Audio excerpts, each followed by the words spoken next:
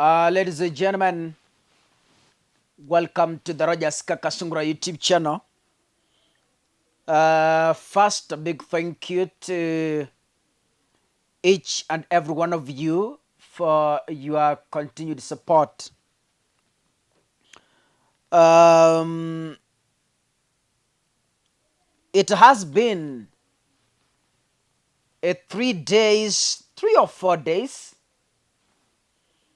of Kenyans ranting online on the high taxation from the Kenya Kwanza government.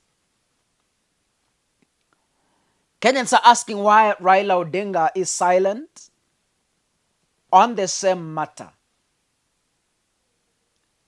But you know, when Raila used to speak, you hurled insults and branded him all sorts of names, dirty names. Now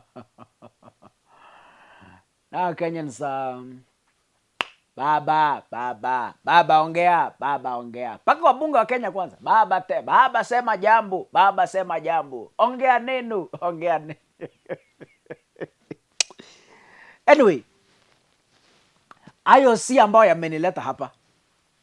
Now, we all know how important an identification card is to a citizen of a given country. First, it's called an ID, identity card. It is that which it gives you a sense of belonging. That thing, that piece of plastic piece you have, which is called an ID, it gives you a sense of belonging in a country. Without it, you are not a citizen of that given country. Of course, you get citizenship by birth, but then an ID gives you the power to transact. An ID renders you a grown-up. An ID gives you the power to make a decision, your own decision, because once you receive an ID, you become an adult. There are some fundamental, how can I call them? There are things behind the ID we need to understand first as Kenyans. One, being given an ID card by the government is not a choice, it's a right. You to receive an ID once you attain the age of 18 years, it's a right. The Kenyan government has no choice whether to give you an ID or not. It's a right. Meaning, it is something compulsory for any person who has attained the age of 18 to be given a sense of belonging, an ID, identification card. And actually, it should be given free. But because the government printer uses ink and some things, ikawekwa tu shilingi 100. Just an ID, unapewa fomu na jaza. So in short, a government should give you a ID card free of charge without any cash. We are in a season, an economic season, whereby affording 500 in this country is a task. 500 shillings in a day is a task. Ask the border borders. Nowadays, making 600, 800 is a task. Life is difficult. Maisha ni magumu. Now, how do we promote nationalism? I don't know if I'm overthinking or I'm an intellectual or a Pan-African, as Malema puts it. For example, in Kenya, how do we promote nationalism if we have started charging ID cards? Not only charging, but overcharging acquisition of an ID card. How do we promote nationalism? How do we promote patriotism when, even when the ID cards are free, still, because of 100 shillings and facilitation from home to the chief's office, many Kenyans have not yet picked the IDs.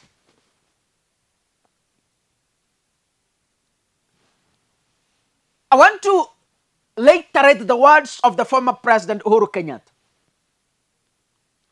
Uhuru was very categorical in his sentiments to the people of Central Kenya and the people of Isiolo when he was the president. He said, kupewa ID ni haki yako, na mtu yeyote katika taifa la Kenya asiwahi kukuitisha pesa ili upate ID. That's what Uhuru Kenyatta said. Nobody should charge you for receiving a sense of belonging.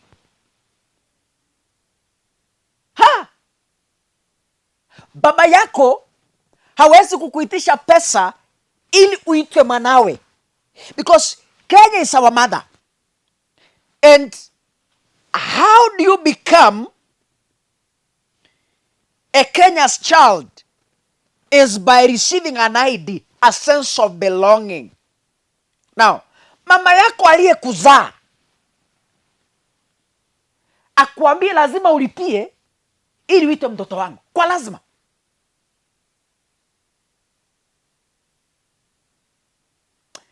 I fail to understand how Kenya Kwanza reasons. Can we listen to what Uhuru Kenyatta said by then? Ofisa yeyote, awe ni chief, awe ni sub chief, awe ni ofisa wa serikali wa cheo chochote, ambaye atakuitisha pesa ndio akupatishe kitambulisho, mupige ripoti hata hii watu ya maredio na ma TV, museme kuna chief fulani pahali ambaye anauliza pesa. Ladies and gentlemen, that is when we had a president of reason. Yani, hata baada ya ID cards kupewa bure, bado kuna Wakenya hawana fare ya kutoka nyumbani kwenda kwa ofisi ya chief kuchukua ID. Sasa Kenya Kwanza mumeweka ID shilingi 2,000. 2,000 Kenyan shillings.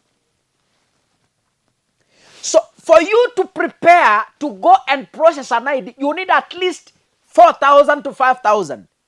Mambo ya transport kutoka nyumbani kwenda kwa ofisi ya chief na kufuatilia ID mpaka ipatikane. So 2,000 ni ya kulipa serikali. Hawajaweka lunch, hawajaweka transport. When ID was free, still millions of ID cards were lying in chief's offices. Sasa wameweka 2,000. Watu watashika ID kweli? Watu mtashika ID kweli? Nauliza tu. We have been promoting people to register as voters. Going forward, you will pay to be registered as a voter. Ukitaka kuwa mpiga kura, toa shilingi 500, toa shilingi 1000 ndio ukuwa registered as a voter. That's what I'm seeing. In Kenya, going forward, kukuwa mpiga kura, lazima utalipia. You will pay. Because that is where we are heading as a nation. A right is turning to be a business. It is my right for my government to register me as its citizen. I don't need to pay my country to register me as a citizen. I don't need. I don't need. It's only a rogue government. It's only a mad government. It's only a mentally ill government. It's only a mentally retarded government that can charge its citizens to be given a sense of belonging. So sad.